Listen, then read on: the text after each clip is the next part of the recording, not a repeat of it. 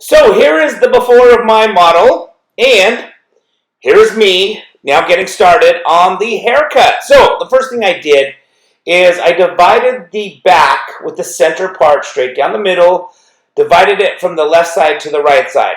Then I took A-line sections to create my very first guide, my very first section, where I'm establishing the length that's going to be my guide for the rest of the haircut.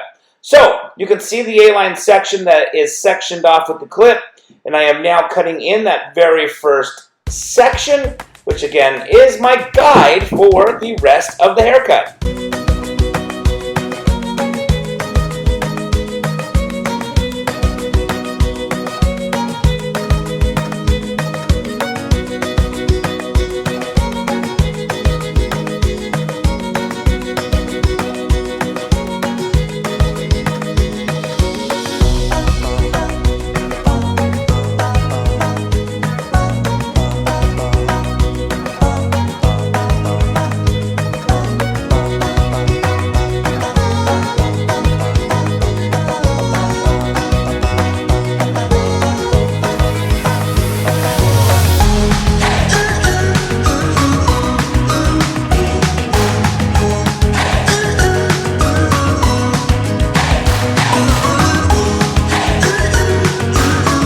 Alright, so now that I have cut the very first section, I have my guide for the rest of the haircut. So I am going to work my way through the rest of the haircut, just taking A-line sections, working my way up the head on both the right side and the left side, using that very first section as I cut as my guide for the rest of the haircut.